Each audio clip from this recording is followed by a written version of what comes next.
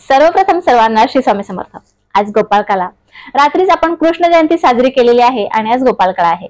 आज दहीहंडीचा मान सगळीकडेच असतो आणि लहान लहान जी मुलं असतात त्या गोपाळकालाच्या दिवशी अतिशय अगदी आनंदाने ही दहीहंडी फोडत असतात।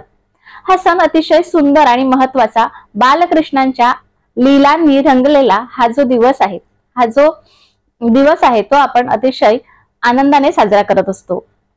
सर्वांना दहीहंडीच्या किंवा बालगोपाळकाळाच्या खूप खूप शुभेच्छा।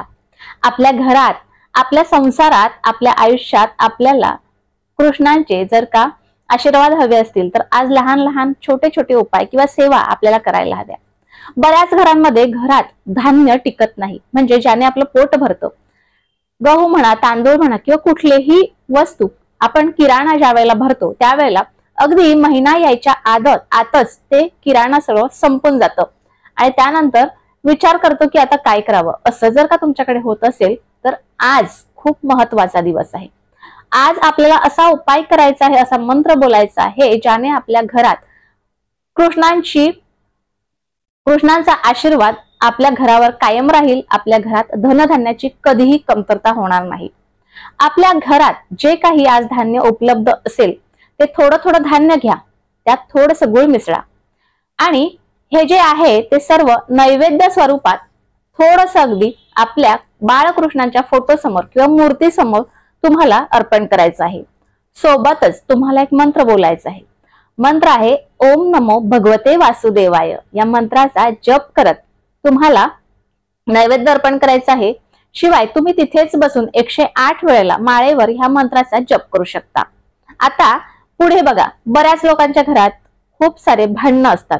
ह्या भांडणाला लोक अगदी त्रस्त झालेले असतात। काय करू काय नको, काही लोक अगदी डिप्रेशन मध्ये जातात, कारण घरातलाच व्यक्ती असतो जो आपल्याला अतिशय त्रास देतो। त्यासाठी आपण काहीच करू शकत नाही। तर आजचा दिवस खूप महत्वाचा आहे। घरातली व्यक्ती असू द्या किंवा भांडणं इतर लोकांबरोबर होऊ द्या, हे भांडणं थांबवण्यासाठी आपल्याला काय करायचंय सांगते का? आपण जो गोपाळकाला करतो बघा, आजच्या दिवशी आपण गोपाळकाला करतो।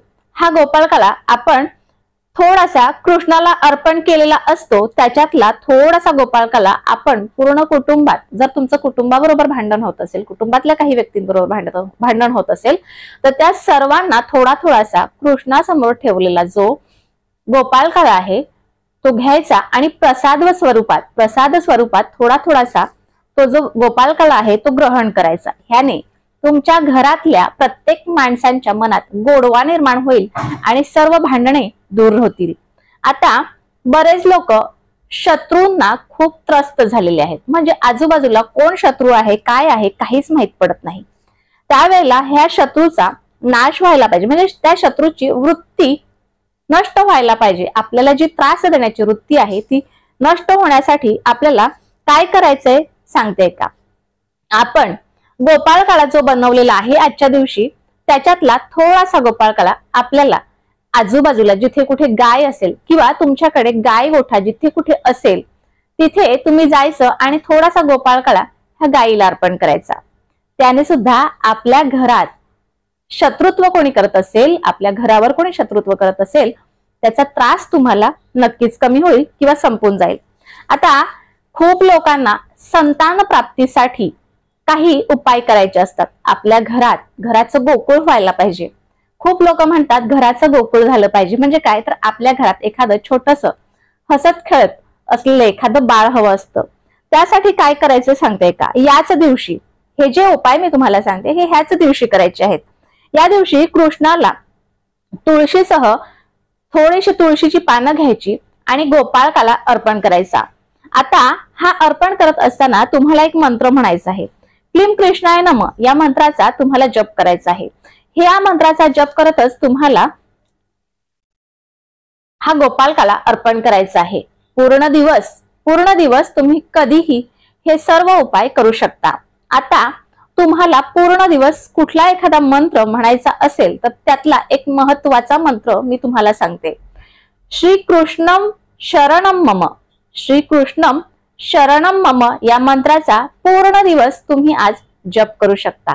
अतिशय सुंदर आणि कृष्णांचा आशीर्वाद हवा असेल तर या मंत्राचा नक्कीच जप करा। आणि मी जे काही उपाय सांगितले ते उपाय नक्कीच करून पहा। बघा, शेवट कर्म, कष्ट आणि आपली असलेली देवांवरची श्रद्धा अतिशय महत्वाची आहे। मी जे काही उपाय सांगत असते त्या उपायाने कधीही कोणाचं नुकसान होत नसतं। तर आजचा छोटासा व्हिडिओ तुम्हाला कसा वाटला मला नक्की कळवा। व्हिडिओ आवडल्यास लाईक, शेअर आणि सबस्क्राईब मात्र जरूर करा। पुन्हा भेटूया अशाच एका नवीन व्हिडिओ सोबत, नवीन विषयासोबत। तो पण सर्वांना